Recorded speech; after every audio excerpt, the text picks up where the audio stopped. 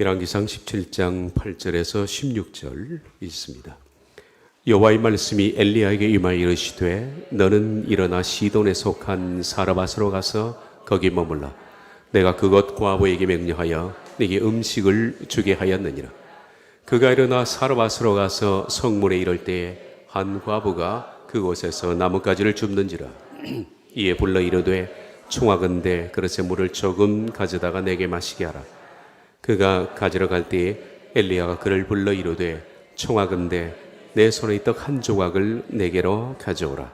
그가 이르되 당신의 하나님 여호와께서 살아계심을 두고 맹세하노니 나는 떡이 없고 다만 통에 가루 하는 큰과 병에 기름 조금뿐이라. 내가 나뭇가지 둘을 주워다가 나와 내 아들을 위하여 음식을 만들어 먹고 그 후에는 죽으리라. 엘리야가 그에게 이르되 두려워하지 말고 가서 네 말대로 하려니와 먼저 그것으로 나를 위하여 작은 떡 한 개를 만들어 내게로 가져오고 그 후에 너와 내 아들을 위하여 만들라. 이스라엘의 하나님 여호와 말씀이 나 여호와가 비를 지면에 내리는 날까지 그 통의 가루가 떨어지지 아니하고 그 병의 기름이 없어지지 아니하리라 하셨느니라. 그가 가서 엘리야의 말대로 하였더니 그와 엘리야와 그 여러 식구가 여러 날 먹었으나 여호와께서 엘리야를 통하여 하신 말씀과 같이 통의 가루가 떨어지지 아니하고 병의 기름이 없어지지 아니하니라. 아멘.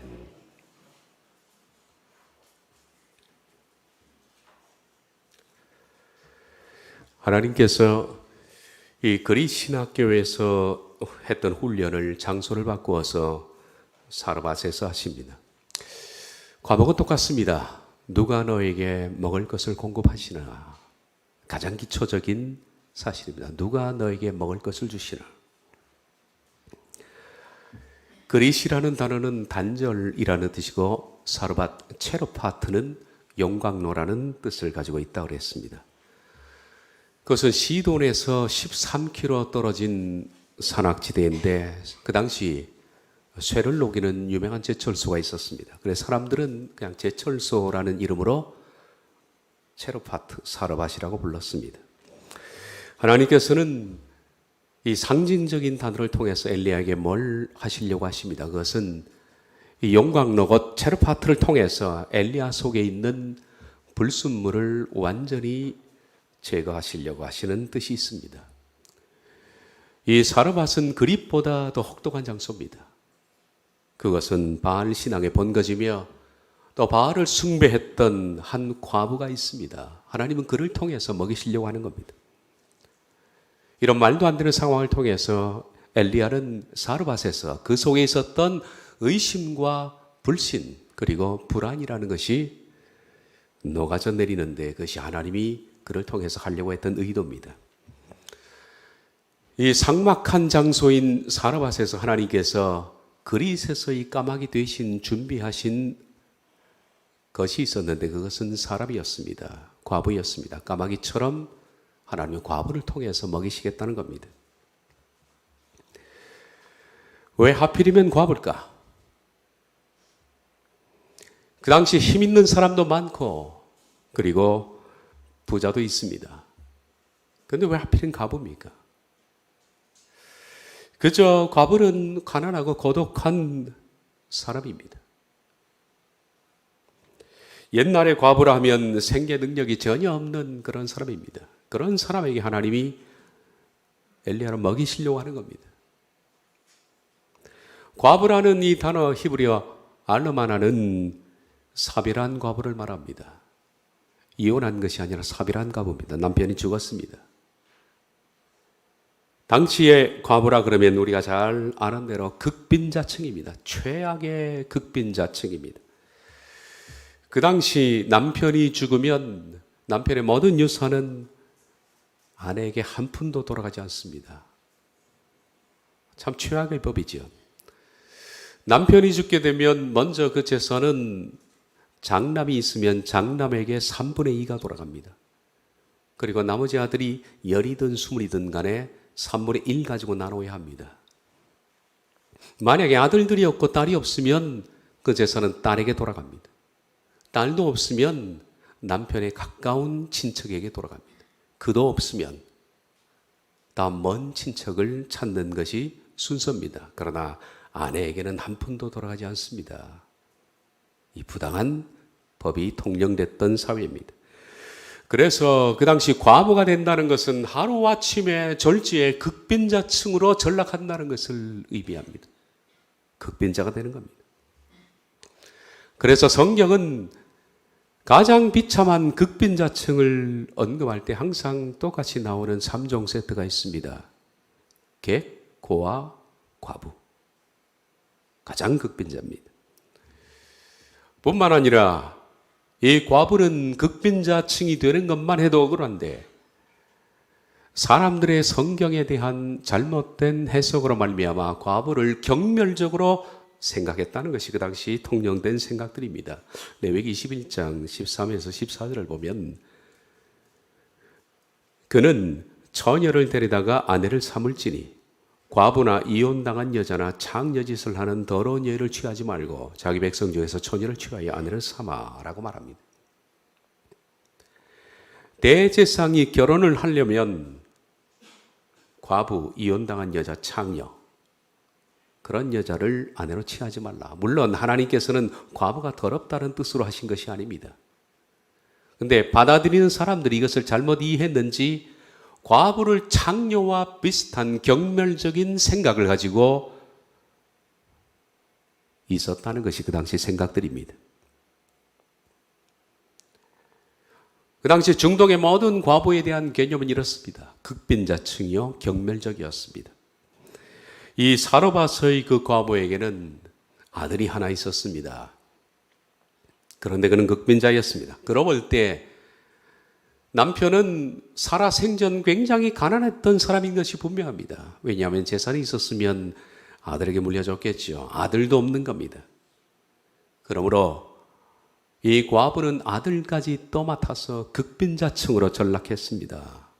하나님은 그런 형편에 놓인 이 과부에게 엘리야의 먹을 것을 준비했다라고 말씀을 하신 겁니다. 이걸 받아들이는 엘리야는 어땠을까 하는 생각을 해보시기를 바랍니다.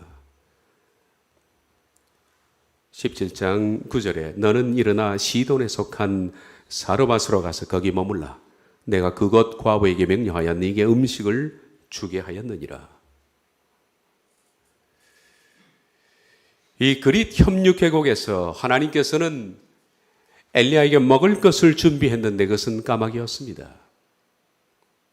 아침과 저녁 두 차례 여러 마리의 까마귀들이 교대로 떡과 고기를 물어다가 엘리야로 먹였습니다. 그런데 이 장소를 이제는 체르파트로 옮겼습니다. 체르파트는 신학대학원입니다. 하나님은 까마귀 되신 사르밧에서는 과부를 준비했다라고 말합니다. 최악의 극빈자층인 과부입니다. 이 그릿에서는 엘리야가 까마귀에게 얻어먹으면서 무슨 생각을 했을까요? 너무 신기했을 겁니다. 기가 막힌 일입니다. 아무도 예측하지 못한 땅을 기어다니는 동물도 아니고 하늘의 새를 통해서 그 당시 아합의 군대를 절묘하게 피해서 그릿 협류 계곡에 오랫동안에 고립되어 있던 엘리야에게 아침과 저녁에 두 차례 떡과 고기를 물어오는 놀라운 광경을 그는 목도했고 그 기적의 떡과 고기를 먹었습니다. 그런데 그 기적의 떡과 고기를 먹으면서 그것을 물어다 준 까마귀에 대해서 엘리야가 미안한 마음은 전혀 들지 않았을 겁니다. 참 미안하다 그런 생각은 전혀 없습니다. 그런데 이 사르밧은 엘리야에게는 커다란 짐입니다. 사르밧의 과부를 통해서 먹는다는 것은 너무나 송구스러운 일입니다. 얼마나 불편하고 얼마나 송구하고 얼마나 미안한 일일까요? 그것도 오늘 성경 보면 과부에게 남은 한 끼, 이제 마지막으로 남은 한 끼, 그 한 끼를 마지막으로 아들과 먹고 이 세상을 떠야겠다라고 절망적인 상황에 처한 그녀에게 그 한 끼를 달라 얻어 먹어야 하는 엘리야의 마음은 어땠을 것 같습니까?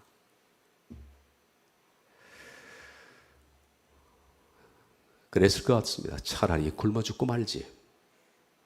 차라리 내가 굶어 죽고 말지. 세상에 무슨 이것이 인간 같지도 않게 그걸 빼앗아 먹나. 정말 엘리야는 미안함과 자괴감으로 너무 괴로웠을 겁니다. 그런데 우리가 생각해 봐야 할 것은 왜 하필이면 하나님은 그 과부에게 얻어먹으라 했을까? 왜? 사람은 많이 있습니다. 경제활동하는 사람이 많이 있습니다. 부자도 있습니다. 하나님은 얼마든지 누구든 사용할 수 있습니다. 그런데 왜 하필이면 극빈자 중에서도 극빈자, 그것도 최악의 상황에 놓인 이 과부, 마지막 한 끼 남은 그 양식, 그것을 얻어먹으라 했을까? 형편도 많은 사람이 얼마나 많은데. 그러나 이것은 생활의 문제가 아닙니다. 먹고 사는 문제가 아닙니다. 이것은 뭔 훈련일까요? 신앙의 훈련입니다. 신앙의 훈련은 그런 식으로 진행이 됩니다. 여러분과 제가 신앙의 훈련을 받지만은 일평생 우리가 받아야 할 신앙의 훈련은 최악의 상황 속에서 되어진다는 것을 잊지 말아야 합니다. 하나님은 하나님의 자녀들을 훈련하실 때 최악의 상황 속에 두시면서 그 상황 속에서 하나님의 자녀를 만들어 나가신다는 겁니다.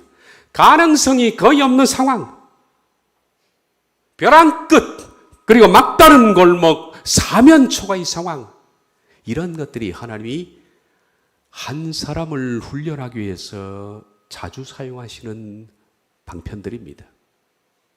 훈련은 편안하게 받는 것이 아닙니다.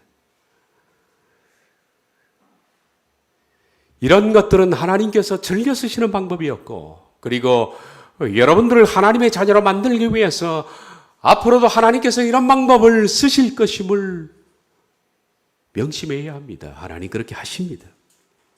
지금까지 저와 여러분 속에 신앙이 자랐다면 아마 이런 과정을 거쳐서 만들어진 걸 겁니다. 벼랑 끝에서 만들어지는 겁니다. 신앙은 막다른 골목에서 만들어지는 거죠. 최악의 상황에서 빚어지는 것입니다.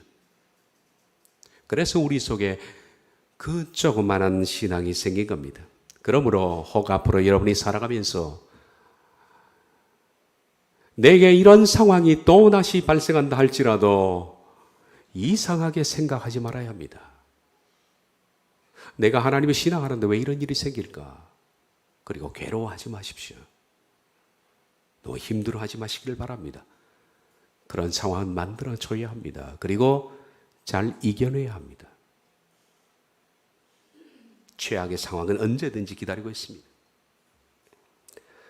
그런데 우리가 신앙을 만들기 위한 이러한 최악의 상황들, 곧 다른 말로 하면 시험이라고 부르는데, 이 시험이라는 상황들은 우리가 여러 번 과거에 똑같이 경험을 해봐도 그것이 다시 올 때 숙달됐기 때문에 편할 수 있는가? 그렇지 않습니다. 시험은 그렇게 많이 우리가 반복적으로 당하고 당해도, 그렇게 훈련받고 훈련받아 받을 때마다 힘든 겁니다. 그게 시험입니다. 언제나 겪을 때마다 힘든 게 시험입니다. 무수히 많은 시간 동안에 저도 시험을 당했습니다. 그러나 그 시험이 또 다시 닥쳐도 언제나 시험은 낯섭니다.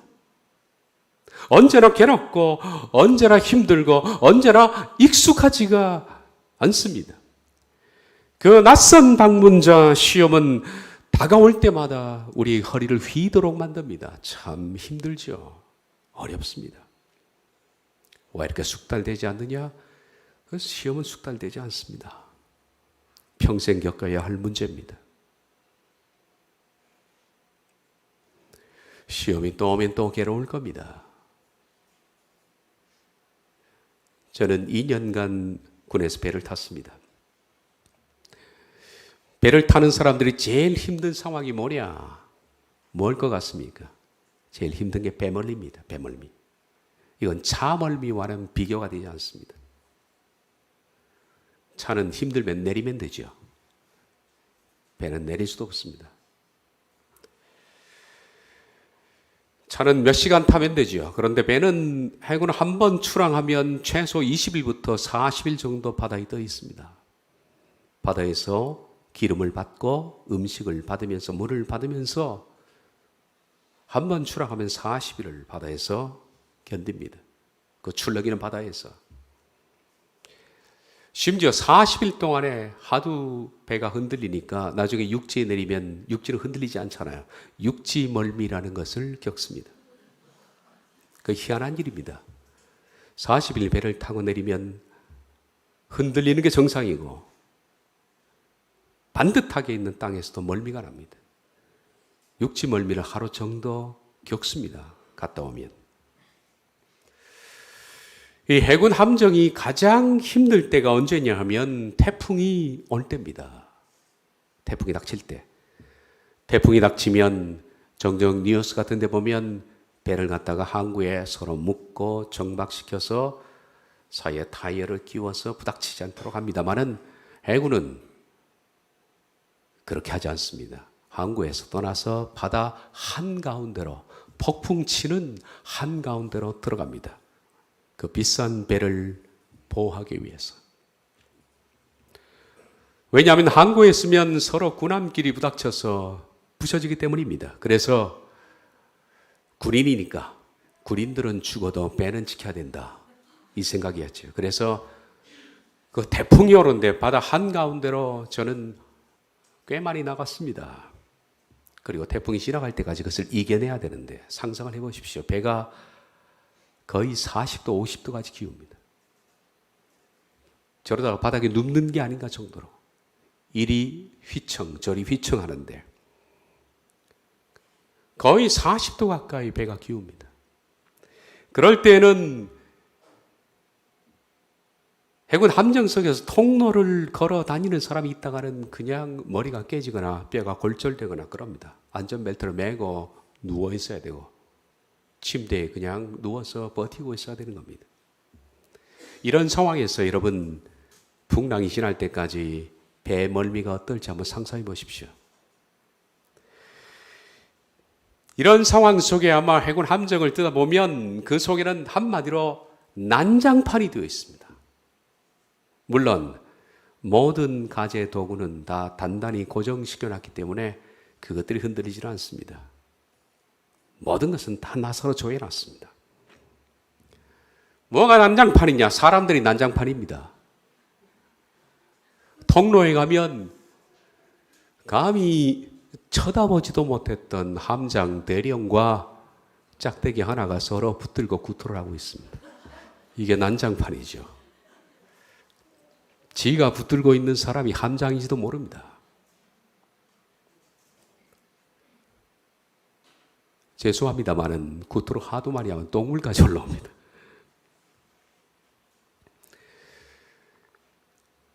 이 배를 가장 많이 타고 그리고 가장 모든 시간 동안에 멀미를 경험했던 사람이 누굴까요? 상사입니다. 상사. 아무래도 군생활을 오래 했던 상사입니다. 그 상사가 배멀미를 그토록 지금까지 오래 했으니까 거뜬할 것 같은 생각이 듭니까? 똑같습니다. 일병하고 붙들고 구토하는데 똑같습니다.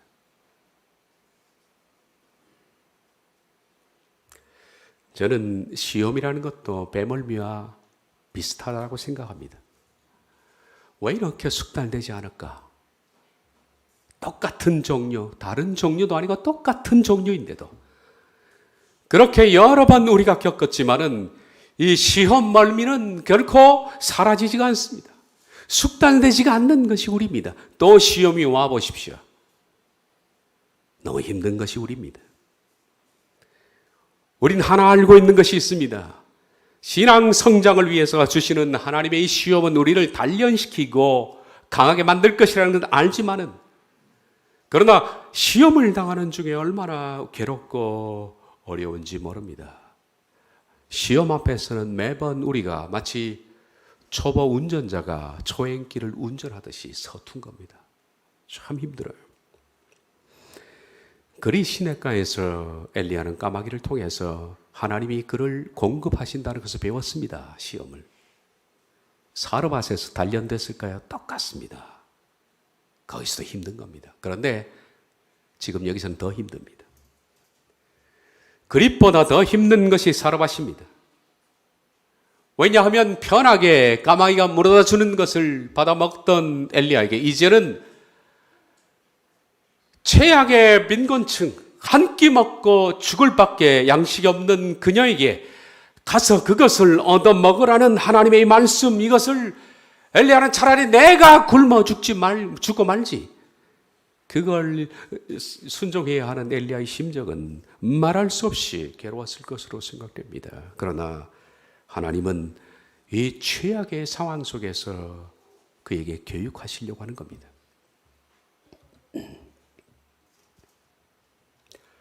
엘리야가 만난 사람은 최악의 상황에 처한 여자입니다. 보통 자기의 상황이 최악에 처하게 되면 사람은 어떻게 됩니까? 독이 바짝 오른 독사가 됩니다. 그 일반적으로 모든 사람입니다. 원래 자신의 상황이 힘들어지고 어려워지고 괴로워지면, 자기 입장이 나빠지면 사람은 독사가 되지 않습니까? 근처에 누구 와도 물라 그럽니다. 그래서 상처 많은 사람들에게는 정말 아무 말도 아닌데 무심코 한마디 던졌다가 최악의 참사도 벌어지곤 그렇게 하는 게 독이 오른 사람입니다. 심리학적으로 이걸 갖다가 감정적 배설이라 그렇게 부르곤 합니다. 감정도 육체처럼 먹으면 배설해야 합니다. 육체도 그래야 사는 것처럼 감정도 배설해야 살거든요. 똑같습니다. 내 감정 속에 오랫동안에 누적된 스트레스가 있습니다. 그게 몇십 년이 됐든 몇 년이 됐든 아니면 며칠이 됐든 간에 그 감정의 온갖 쓰레기가 내 속에 하나씩 하나씩 채워나가고, 그것이 꽉 찼을 때 사람은 자기도 모르게 본능적으로 배설 대상을 찾습니다. 그리고 만만한 상대를 만나면 그 상대는 영문도 모른 채 자기 속에 있는 쓰레기통에 있는 배설물들을 다 쏟아내는 거예요. 그리고 살 것 같다. 그 사람은 죽는 거죠. 죽는 겁니다. 사람은 그런가 봅니다. 이 과부가 지금 독사가 바짝 독이 오른 그런 상태와 비슷하다라고 생각됩니다. 과부는 충분히 그럴 만합니다. 남편과 사별한 뒤에 남편은 한 푼도 남겨두지 않았습니다. 아들만 떠안은 채 그는 극빈자층으로 전락했습니다. 과부가 되다 보니까 사람들이 얼마나 많이 무시하고 모멸감을 남겨주는지, 과부의 속에 있는 상처의 골은 깊어질 대로 깊어져서 도무지 누구도 치유할 수 없는 그런 상황이 됐습니다. 그런데 수도 없이 과부는 자살을 생각했겠지만은 자살하지 못한 이유 딱 하나가 있다면 그것은 어린 아들 때문에 그렇습니다. 얘를 두고 죽을 수가 없는 거예요. 엎친 데 덮친 격으로 그 땅에 기근이 왔습니다. 이제는 더 이상 구걸할 상황도 되지 않았습니다. 모든 사람들이 다 배고프니 누가 과부에게 먹을 한 끼를 동량하겠습니까? 굶고 굶다가 마지막으로 이제 한 끼 정도 남은 이 밀가루와 기름, 며칠째 굶었는지 모릅니다. 마지막 식량입니다. 더 버틸 수가 없자 그녀는 이걸로 떡을 구워서 먹고 죽어야겠다, 그렇게 생각했습니다. 과부의 속에는 서러움과 분노와 가슴 깊은 곳에서 올라오는 쓴뿌리, 이런 것들이 응축되어 있었을 겁니다. 그런데 이 한 끼를 멀쩡하게 생긴 남자가 달라는 겁니다. 이럴 때 앞서서 말했던 것처럼 감정적 배설이 터져 나올 수 있는 상황입니다. 보통 사람 같으면 귓삼을 때리고 욕을 해대고 속에서 악이, 독이 아주 발악하듯이 나왔을 것으로 생각됩니다. 다시 말해서 이런 상태의 일반적 과부는 결코 엘리야에게 먹을 것을 줄 수 있는 사람의 상태가 못 됩니다. 하나님은 그런 사람을 선별하신 거예요.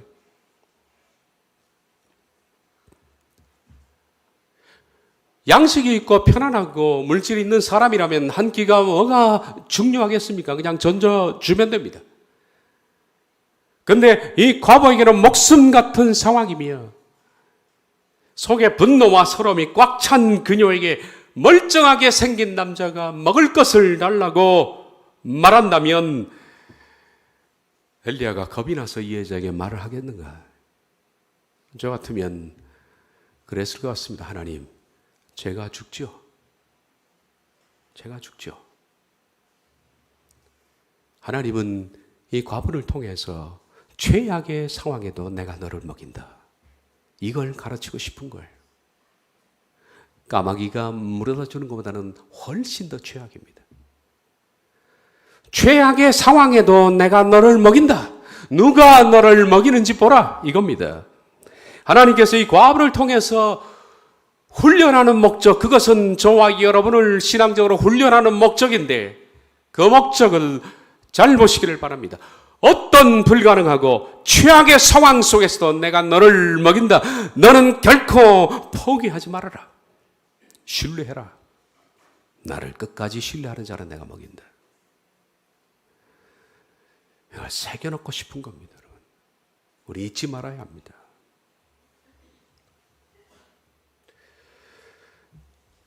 그녀를 만나는 것이 두려운 것은 엘리야입니다. 얼마나 두려웠을까? 차라리 안 봤으면 그랬을 겁니다. 그녀를 만나는 것이 엘리야는 정말 두렵습니다.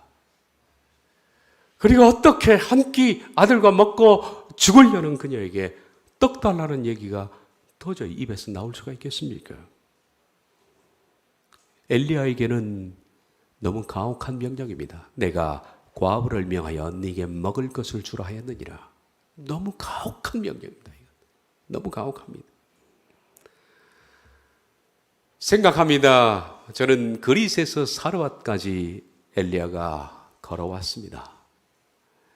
이제 사르밧을 걸어 들어가는 엘리야의 모습을 한번 상상해 봤는데 정말 이것은 도살장에 끌려가는 소 같지 않을까?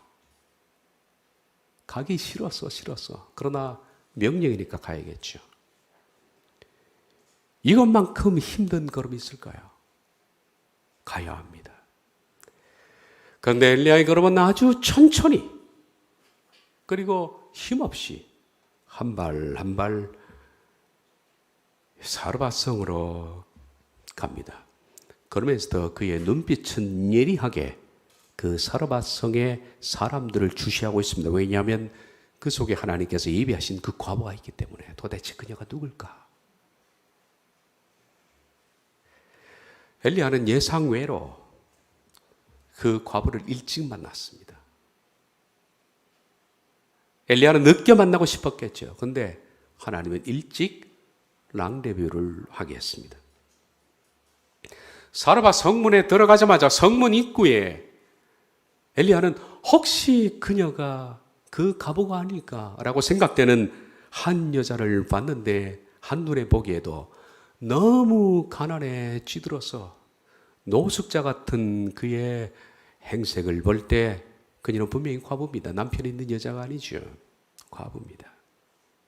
가난에 찌눌린 한 여자를 봤습니다.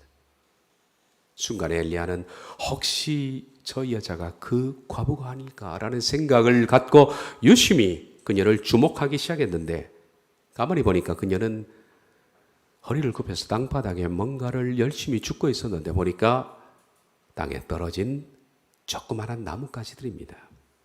순간 땔감을 구하고 있구나라는 생각이 들었습니다. 엘리야는 그녀라고 생각되는 그 여자에게 조심스럽게 한 발 한 발 다가갔습니다. 그리고 너무 바짝 긴장한 채 도대체 그녀가 어떤 반응을 보일지 모르니까 한마디 잘못했다가는 귀싸대기가 날라오는 사람이 한마디 잘못했다가는 정말 독을 품고 덤빌 수 있는 상황 아닙니까? 잔뜩 긴장한 채 엘리야는 하나님께서 말씀하신 그 과부가 저 여자인지 지금 탐사를 시작하게 했는데 그 탐사가 성경에 나와 있습니다.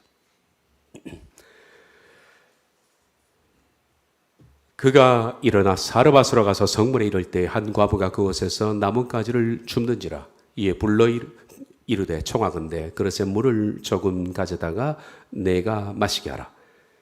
그가 가지러 갈 때 엘리야가 그를 불러 이르되 청하건대 네 손에 떡 한 조각을 내게로 가져오라. 엘리야가 하고 싶은 말은 떡 가져오라는 얘기입니다. 그런데 떡 가져오라는 말 전에 엘리야가 먼저 물 가져와라 라고 조심스럽게 얘기했는데 이것은 소위 말해서 간을 보는 겁니다. 겁이 나니까. 대뜸 떡 가져오라 했다가는 무슨 상황이 벌어질지 모르니까 겁이 납니다. 그래서 그녀가 어떤 존재인지 마음을 조심스럽게 지금 노크를 하는 거예요. 혹시 덤빌까? 고래고래 가음을 지르면 어떡하지? 그냥 아닐 수도 있는데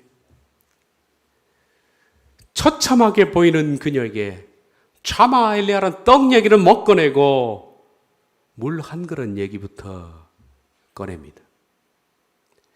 그릿에서 사르밧까지는 120km입니다. 120km를 엘리야가 걸어왔으니까 아마 엘리야의 몰골은 말이 아니었겠죠.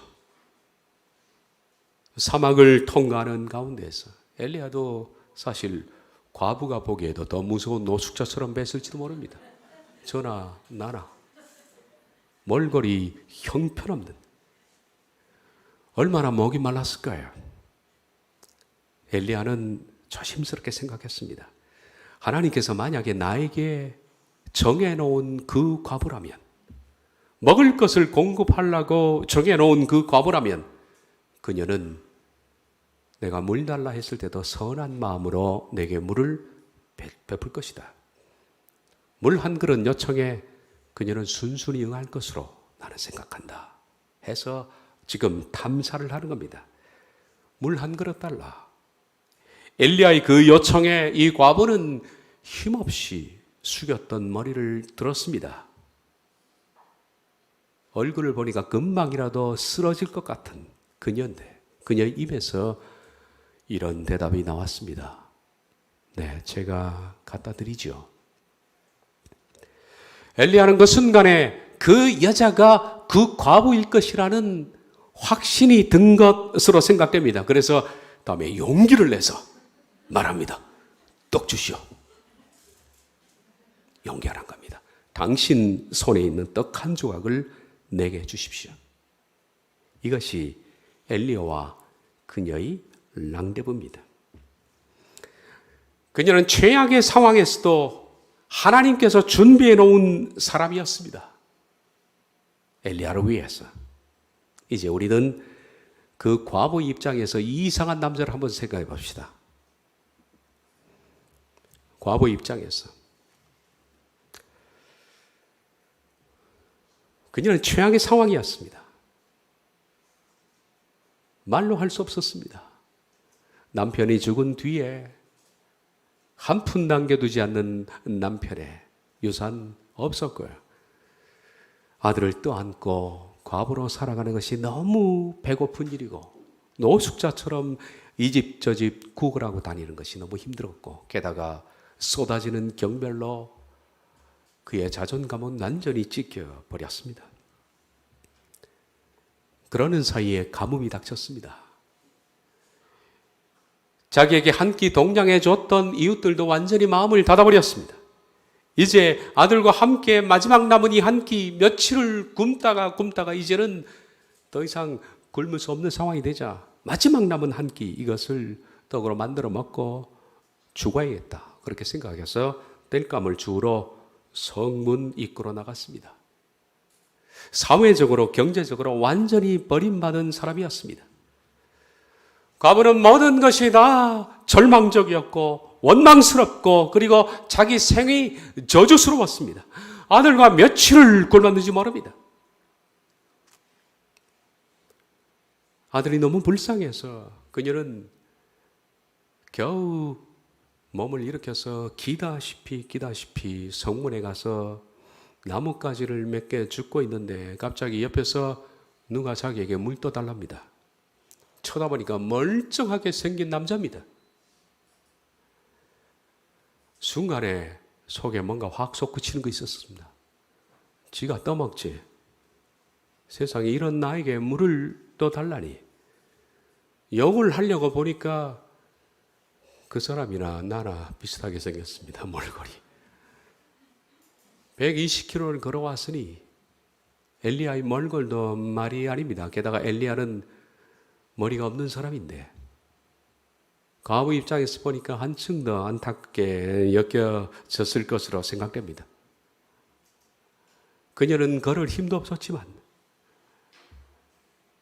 걷다가 죽을지도 모르지만은 기진맥지한 상황에서 그렇게 불쌍하게 배는 그 남자에게 물 한 그릇을 떠주기 위해서 이제 우물가로 발걸음을 돌렸습니다.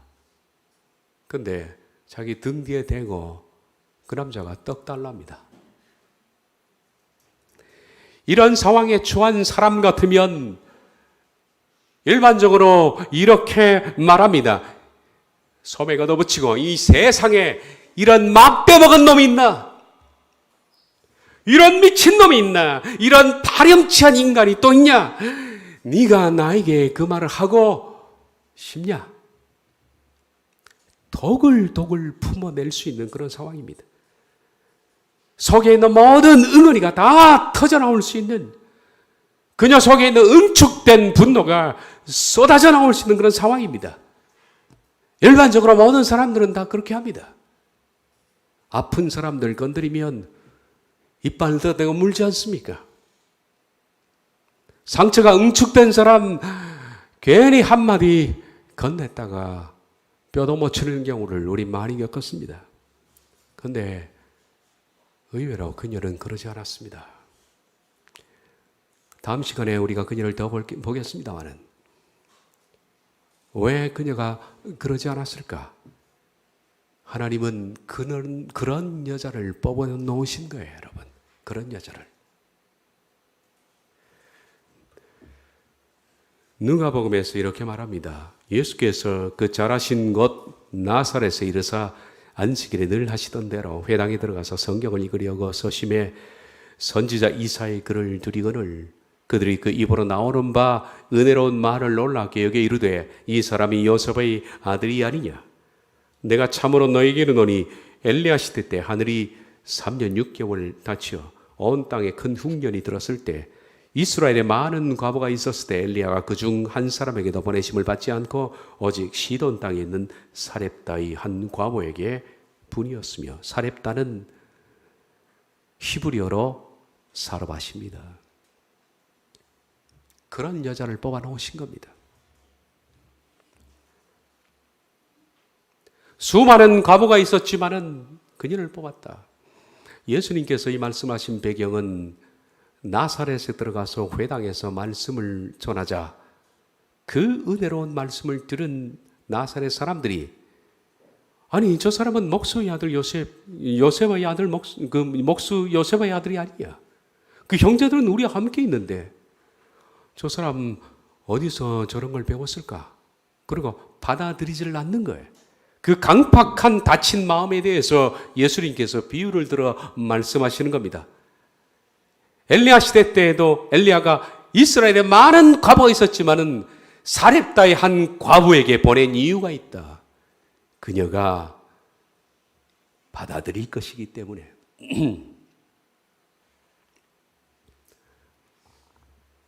그래서 하나님은 그녀를 준비해 뒀습니다. 자, 우리들은 이 점을 알아야 합니다. 시험, 물론 생소합니다. 당할 때마다 힘듭니다. 당할 때마다 낯섭니다. 시험을 당할 때마다 힘듭니다. 고달픕니다. 허리가 부러지는 것 같습니다. 그러나 두려워하지 마십시오. 시험이라는 것은 막상 두렵지만은 가서 부닥쳐보면 하나님이 예비해 놓으신 사르밧 과부처럼 여러분들을 부드럽게 껴안을 준비가 되어 있습니다. 하나님은 그것을 예비하신 겁니다. 시험은 결코 여러분을 죽이지 않습니다. 시험은 여러분을 정말 갈기갈기 찢어놓고 망하게 하고 힘들게 하고 완전히 멸절시키기 위해서 하신 것이 아니라 시험은 그 사람에게 세우기 위한 것입니다. 그래서 하나님은 수많은 과부 가운데 이런 사르밧 과부를 준비해 놓으신 겁니다. 성경은 말하기를 사람이 감당할 시험만 당하겠다라고 말합니다. 감당할 만합니다. 그래서 시험은 힘들지만은 오늘도 힘을 내는 겁니다. 감당할 만하다. 사르밧 과부와 같다. 두려워하지 말고 담대히 그 시험에 직면해서 우린 이 시험을 통해서 하나님께서 내게 무엇을 테스트를 하시고 무엇을 훈련시키려고 하시는가, 그 훈련의 목적을 이루어내야만 그 시험은 우리에게 가장 좋은 베스트를 남길 것입니다. 그러므로 시험 당하는 사람들은 여러 가지 시험의 훈련이 있지만 오늘 시험의 목적, 내가 너에게 먹을 것과 입을 것과 삶의 의미와 생명을 공급한다. 가장 원천적인 것. 이것을 우리가 배우게 되면 최악의 상황인 사르밧 과부를 통해서도 하나님 먹이신 이걸 배우게 되면 신령한 배짱이 생기는 겁니다. 그렇습니다. 사람에게 그런 구걸하지 않습니다. 사람의 눈치를 보지 않습니다. 사람이 먹이는 것이 아니라 하나님이 나를 먹이기 때문에 힘 있는 사람, 돈 있는 사람, 권력 있는 사람, 그런 사람들 앞에 머리 숙일 필요가 없는 겁니다. 당당한 겁니다. 이 담대함이 있어야만 다음 장 갈멜산에서 850대 1로 엘리야가 주눅들지 않는 싸움을 할 수 있는 그 이유, 이 담대함이 있어야만 여러분이 인생의 마지막에 숨이 넘어갈 때 당당하게 하나님 앞에 설 수 있는 담대함이 있는 겁니다. 그가 공급하신다. 그분이 내게 모든 것을 주신다. 이가 여러분이 배워야 할 텍스트입니다. 기도하겠습니다.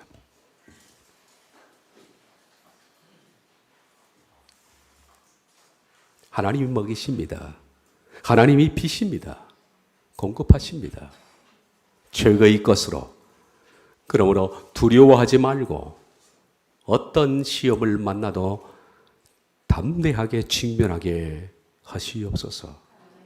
예수님의 이름으로 기도하옵나이다. 아멘.